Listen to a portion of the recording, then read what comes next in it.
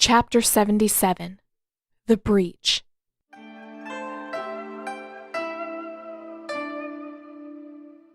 Much as Katara hated to admit it, there was something to be said for Zuko's pessimism at the moment.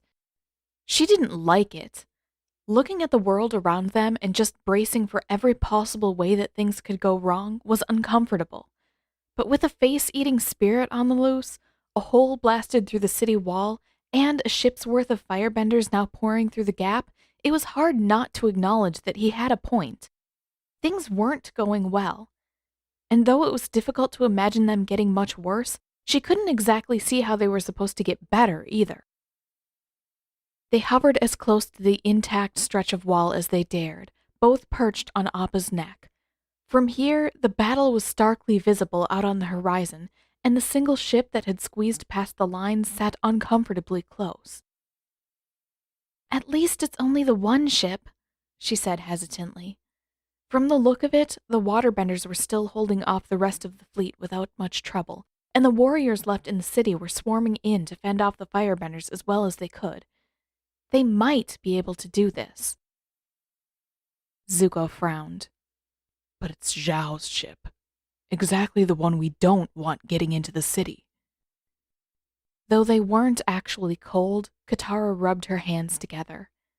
"That means that it's your crew and your uncle, though, right? So maybe they won't all be as bad as they could be." She couldn't miss the tension in his jaw when she glanced over at him. Right. His crew. His uncle. People he wanted desperately to protect, all mixed in with the ones they needed to defeat. Of course this was going to be more complicated than she'd expected. He frowned. Let's just focus on Zhao. If we can take him out somehow, then maybe the rest of them will retreat. "Do you think so?" Zuko grimaced. Wish I knew. But, I don't know. I guess stranger things have happened. Narrowing his eyes, he leaned a little farther forward and pointed to a building a few blocks away from the hole in the wall. Far enough from the fighting to keep Appa mostly out of sight, yet near enough for them to creep up without losing too much time. Can you take us down over there? "I think so." Katara pulled on the reins, and Appa swung around in an arc toward the valley behind that building.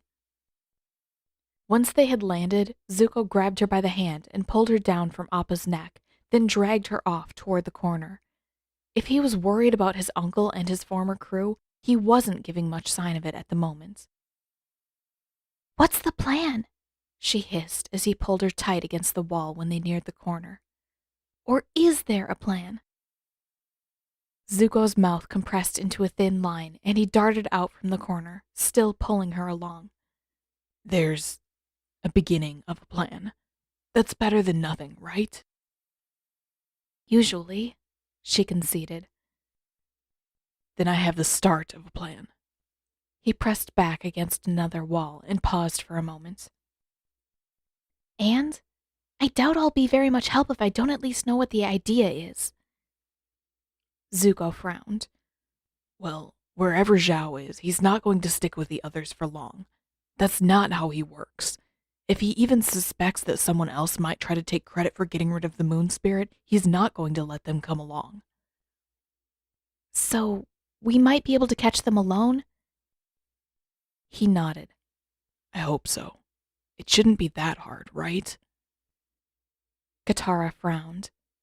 "I guess we'll figure that out as we go."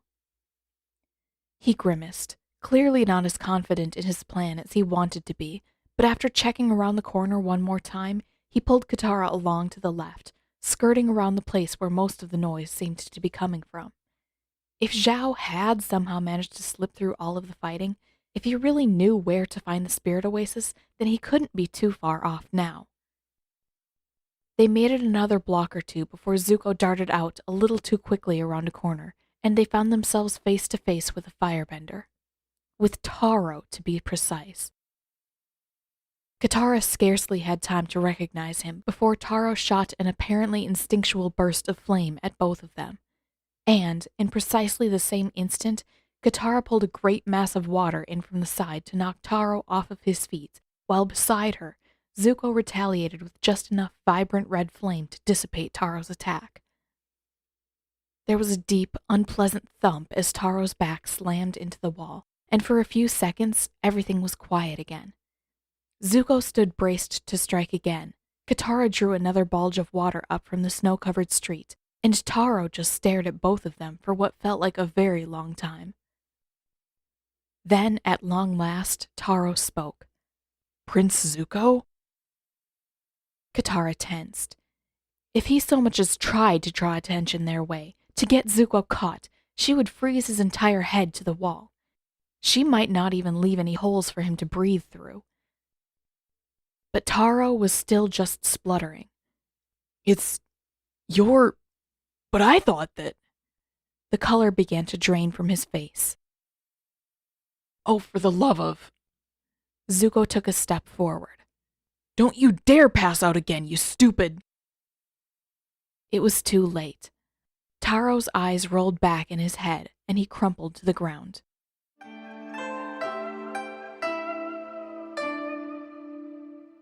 Well, Katara stood close by his shoulder while Zuko stooped to check Taro's pulse.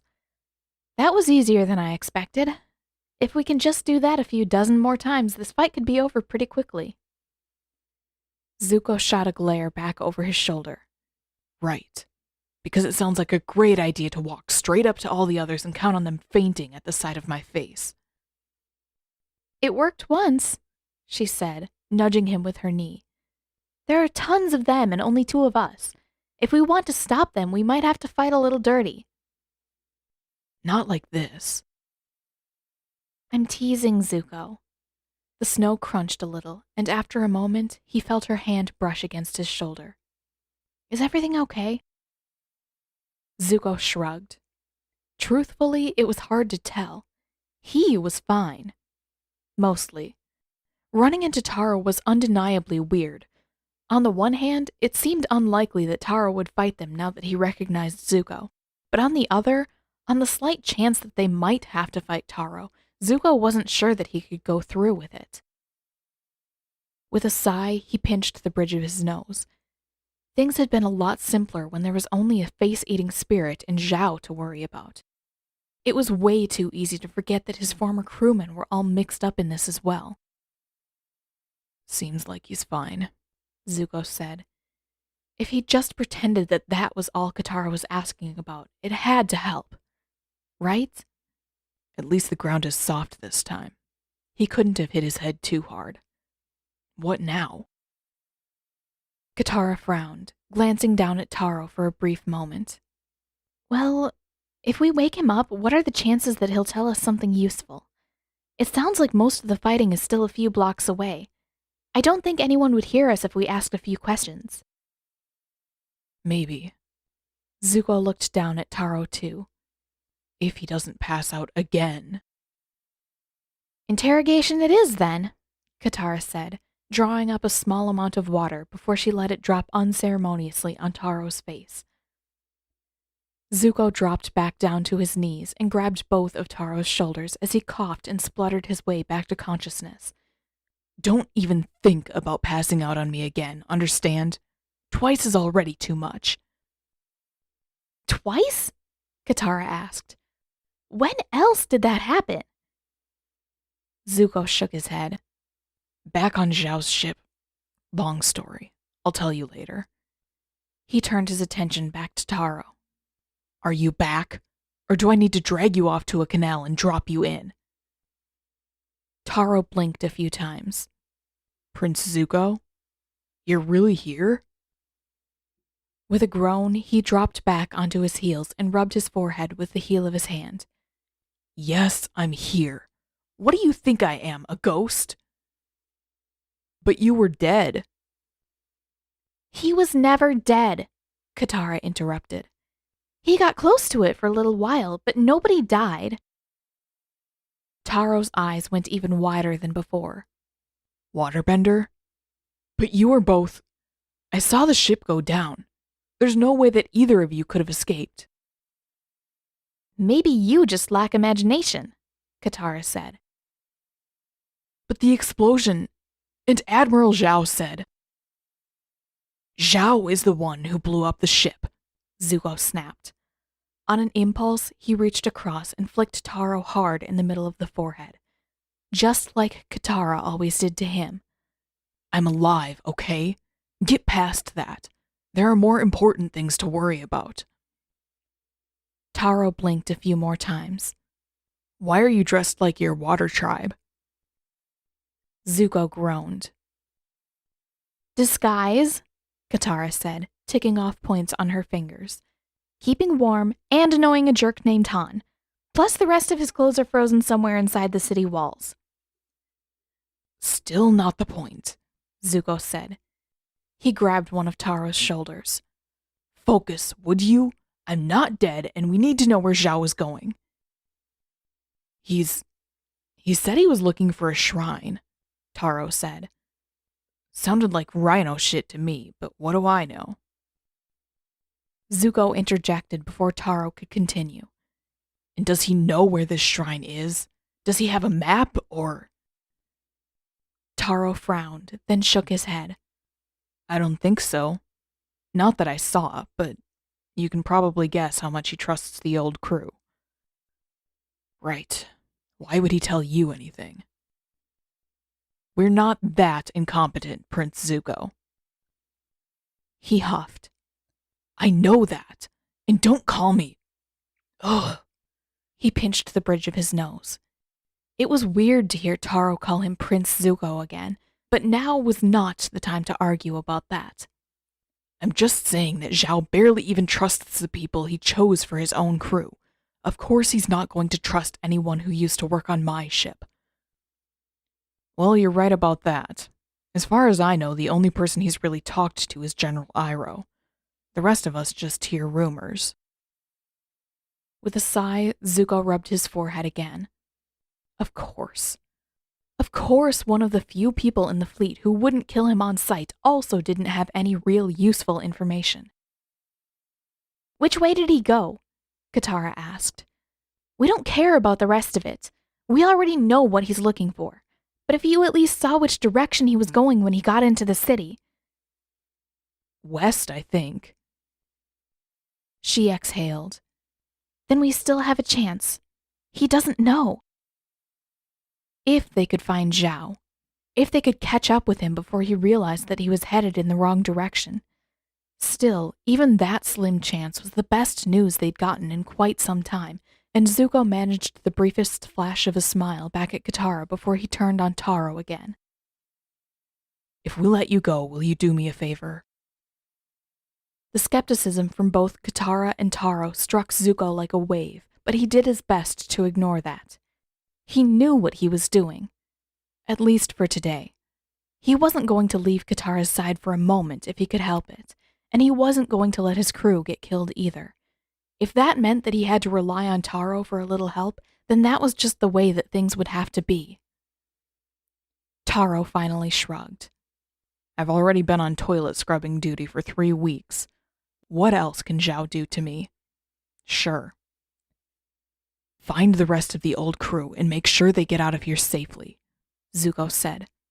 This isn't a fight you're going to win. The waterbenders are still holding off the rest of the fleet just fine, and they're going to be a lot stronger when the full moon rises tonight. I think we both know that Zhao won't care if you and the rest of the crew get out of here alive or not, as long as he gets what he wants. A grimace. You can say that again. For some reason, that small hint of agreement was all it took to trigger another avalanche of words. And there's a giant centipede spirit loose in the city trying to eat people's faces. We're working on that, but I'm not sure where it is right now. Just, if anyone runs into it, try not to show any emotion, and apparently things will be fine. Taro blinked a few times. Then, after a sigh, giant bugs. Wonderful. That makes about as much sense as anything else, I guess. A giant bug spirit, Katara inserted. And there's only one of them. Don't make this worse than it already is. She shifted a little, and Zuko could almost feel the restlessness in her movement. He exhaled. Right. They had to get moving now if they were going to find Zhao in time to stop him. Slowly, he pushed to his feet. But then, just before he turned away, another impulse struck. If you see my uncle, tell him that I'm okay. We don't exactly have a plan yet, but we're figuring things out. And I'll see him when this is all over. There was more that Zuko wanted to say. He wanted to say that he missed Uncle. He wanted to say that Uncle's letter had been confusing and frustrating and almost completely unhelpful until the last minute. He wanted to say that he hoped Uncle was okay and that Zhao hadn't been more awful than usual since Zuko left. That Zuko wasn't taking Uncle's advice, but that he'd made a friend despite himself, and it was nice. Better than he'd ever expected. But he couldn't bring himself to say any of that. Certainly not to Taro, of all people. And since you're already playing messenger, Katara added, tell the general that we're on to him. We know he's been writing letters to more than just his pie show partners. Taro looked, if possible, even more confused than he had before, but he shrugged again. Sure, I think I can remember all of that. You'd better. With a single, smooth motion, Katara pulled the last of the water from Taro's hair. And if you breathe a word of this to Admiral Zhao, I will hunt you down and make you pay for it. Zuko gave her a withering look. Really? She shrugged. It seems fair to me. Zhao tried to kill us once. If he gets another chance because someone gives us away, freezing someone's head to the ground just makes sense. Taro was still on the ground, legs sprawled out in front of him, and looking confusedly back and forth between the two of them. What exactly is this? Zuko's face heated.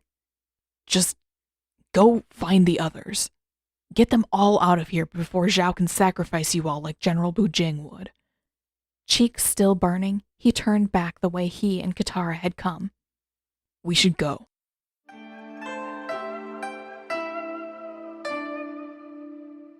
Now that they knew which way to look, they were able to find Zhao much quicker than before.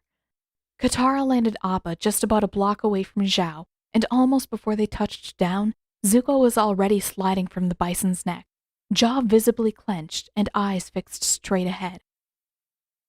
He was in a hurry. She couldn't really blame him for that, but it was still a bit frustrating trying to catch up with him once he started to run. They were a team. She was supposed to stick with him every step of the way. Luckily, she didn't have to run very far before they reached the next corner and Zuko's pace abruptly slackened. Admiral Zhao, stop right there. Zhao didn't seem particularly inclined to listen, and there was no sign that he'd recognized Zuko's voice. For all that Katara knew, Zhao probably just thought that one of his firebenders had come after him for some reason, and that it couldn't possibly be worth his time to stop and listen. Katara wasn't in the mood to be ignored. With a quick swing of her arms, she whipped a rope of water down the street to snag Zhao by the ankle. Then, slowly, almost gracefully, he toppled face first into the snow. Zuko advanced another few steps forward, fists clenched by his sides. I know why you're here, Zhao. I won't let you go through with it. As Katara edged forward towards Zuko, hanging back just a bit so that she had ample space to waterbend when it came to that, she scanned hastily around the street. There was snow and ice everywhere. That wasn't a problem. She could throw half the city at Zhao when this inevitably devolved into a fight. But she was less pleased with the street itself. She and Zuko were still in the middle of the block, penned in by houses on either side with very little cover from attacks that Zhao might throw their way. And Zhao, in the meantime, was very nearly into the next intersection. He could take cover. He could retreat much easier than they could. Zhao rolled onto his back, and for a moment the surprise was evident in his eyes. But almost as quickly as it had appeared, the look vanished, and he eased back into a smirk.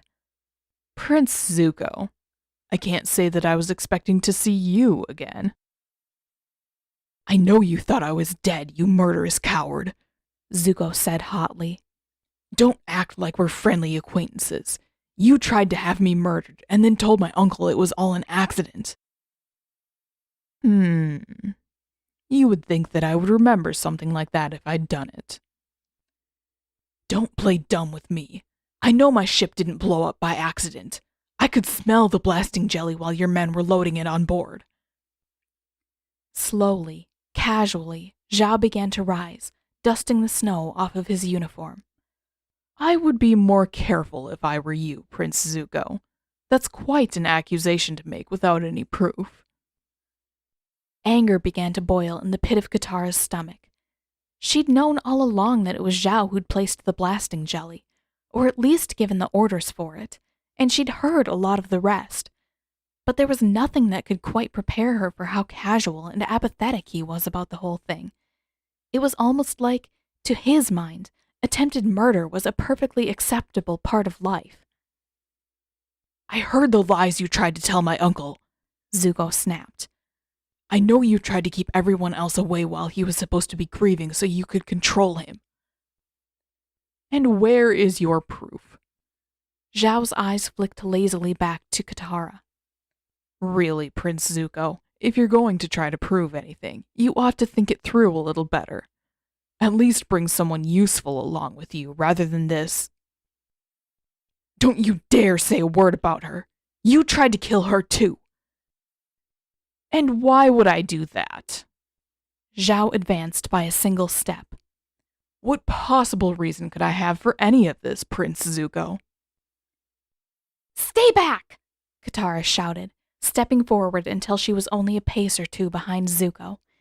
If she didn't hold her ground, Zhao was going to back them up far enough that they wouldn't have any chance to retreat or escape. Come any closer to us, and I'll... What? You'll splash me?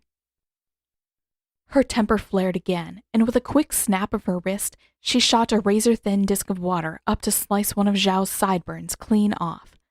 Then, when his eyes widened in surprise and he reached up to feel the side of his face, she said, "You've never seen me bend before. Maybe you should be more careful about underestimating me." Zhao's eyes narrowed, and he opened his mouth as though to speak, but Zuko beat him to it. She's a better bender than I am, and don't forget that I've defeated you before. That was hardly even a duel. Zhao glanced toward Zuko's left arm. It's a pity that it's not more visible. Zuko's stance strengthened a little. You tried to kill me. I'm not stupid, Zhao. Zhao had the nerve to laugh. Are you going to attack me, Prince Zuko? Don't be ridiculous. You and I both know that you aren't nearly brave enough for that. Or should I say that your sense of honor is too strong to attack a man who isn't trying to fight? Where did you get the orders to kill me? Zuko roared. Zhao smirked. I'm not sure that order is the right word for it. I would consider it a privilege. And I think you already know who might want to be rid of a disappointment like you. A sense of foreboding gripped Katara's insides, and then, before she could properly react, Zhao surged forward, launching such a massive gout of flame at the two of them that even Zuko's best effort did little to block it. Katara crashed backward into the ground, and beside her, she heard a grunt as Zuko landed as well. It wasn't an elegant attack. Based on what she'd seen from Zuko, it wasn't even particularly good firebending. But there was power behind it, and for a second or two, she was too stunned to do anything but stare up at the sky. It hurt. She wasn't sure where it hurt, but she was aware of hurting, and she was aware of Zhao approaching them both. There was an ominous laugh, and Zhao spoke again. All that posturing, and you're just as pathetic as ever. You're useless without the general here to protect you. The snow crunched as he advanced further. But you're right about one thing. The Fire Lord gave me a task, and I intend to complete it. I will succeed where my men failed. The world seemed a little hazy around the edges, but she could see the flickering, orangish light of the fire dancing over Zhao's palm. She could hear Zuko fumbling in an effort to either rise or to strike back and throw Zhao off before he could attack again. But more importantly, she could feel the ice beneath them now, thinner than it seemed through the rest of the city, maybe even hollow. The tunnels.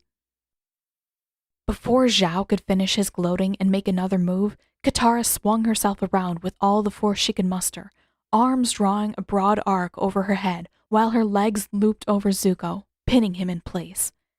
Beneath them, the ice cracked, and she and Zuko plummeted into the tunnel atop an uneven, jagged disk of ice. The air left her lungs in a rush, but she pushed through it as well as she could, melting the disk of ice from beneath them and tossing it back upward to plug up the hole in the street before allowing herself to lie back again. They were safe. At least for a little while. Zhao wouldn't be able to reach them. It felt like a long time lying still in the cold, dripping dark, listening to herself and Zuko breathing before he finally rustled beside her and sat up, a small flame flickering over one hand. "Katara," he croaked. "Are you—" She groaned. It still hurt to breathe. She probably only had herself to blame for that. The bottom of the tunnel lay a dozen or so feet beneath the street, and she hadn't done much to soften the landing. And she was almost certain that Zhao had burned her too, though it was still difficult to tell where exactly the flames had left their mark.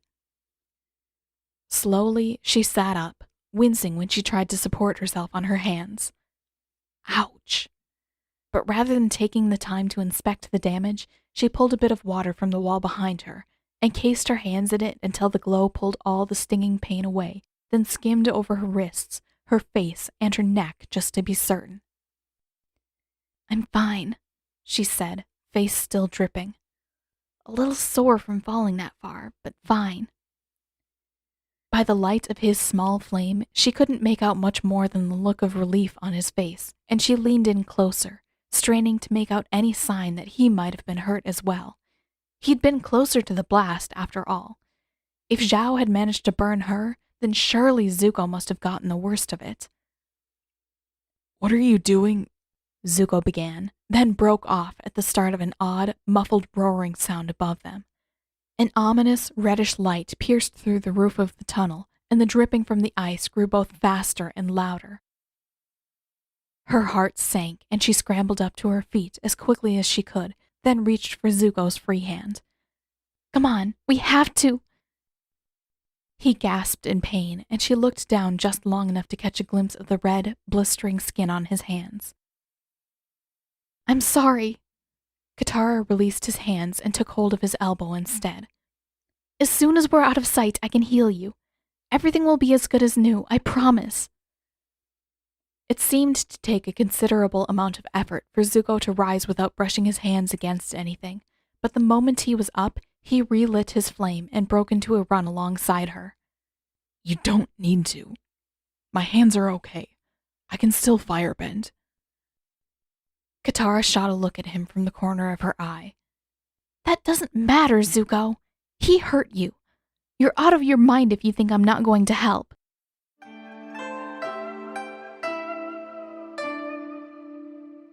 Zuko wasn't sure why he was so intent on pushing away Katara's offer of healing. His hands did hurt. Badly. He'd managed to shield his face from Zhao's attack, and the heavy, dyed skins of his parka had done surprisingly well at protecting the rest of his body, but his hands hadn't been so fortunate. And now, the effort of keeping a flame burning for light, keeping so much heat concentrated so close to his already burned and blistering skin, was making it worse. Still, for some reason, he tensed at the idea of allowing her to heal him. Maybe a part of him just didn't want to admit how awful it felt. He'd been burned before, worse than this, and he'd always made it through. Maybe the memories were pulling on him too strongly now. Maybe if he let Katara help this time, it would awaken too much of the past, too many thoughts about how different everything could have been if he'd known her sooner. Maybe those thoughts of the past would push him toward wondering about the future. He knew that he wasn't ready for that. In any case, Katara dragged him to a halt just after they rounded the second corner, and doused his flame with a quick splash of icy water. Darkness closed in around them both, so deep, so profound that Zuko had to blink a few times just to be certain that his eyes were really open. Hands closed softly around his wrists, and he heard Katara whisper, "Hold still," just before a mass of frigid cold encased both hands. He gasped in both pain and shock at the temperature and tried to pull back, but the cold followed his hands until he managed to steel himself. It still hurt, and the cold was far too much on his burned skin, but almost as soon as he managed to steady his hands, the water began to glow a faint bluish white.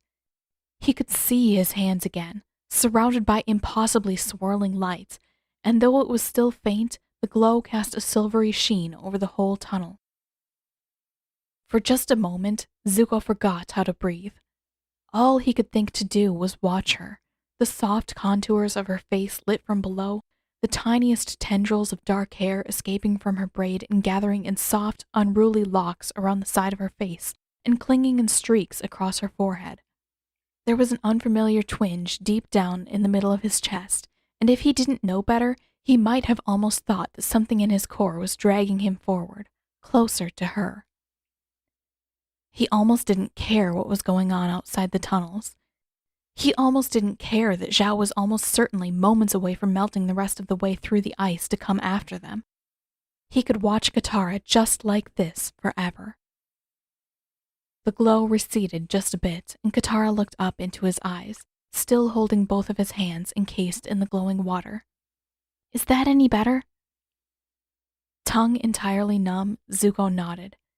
His hands were fine. Better than fine. He wasn't entirely certain what that feeling in the middle of his chest was, much less what was holding his voice paralyzed, but that had nothing to do with the burns or her healing. It couldn't. Good. She relaxed visibly and started to pull the water away from his hands. "Could you give us some light again? We should probably get out of here as soon as possible." Face ablaze, he nodded, shook the last of the water from his hands, and allowed a small flame to bloom in the air just over his palm. Katara studied him for just a second longer. "Are you sure you're okay? You're acting a little... I just want to be sure that you aren't hurt." It still took a moment before he managed to find his voice again. "No, I'm fine. It's nothing." He swallowed hard, dragging his eyes away from her. Whatever that feeling in his chest was, he couldn't deal with it now. I think I can find the way back to Appa. Or pretty close to him, at least." There was still a bit of skepticism in her expression, but she took hold of his free hand and squeezed it tight. "That sounds good to me. I think we might need a better plan before we go any farther." Zuko frowned. His mind wasn't entirely clear at the moment, but it was obvious, even to him, that they were beginning to run out of time. "I think," he began, "that I might have an idea. About Ko." He felt Katara's gaze on the side of his face. "What sort of idea?" "For right now, let's just say that we might have to stop back at the oasis to warn the others first. And after that, you're definitely going to hate the idea.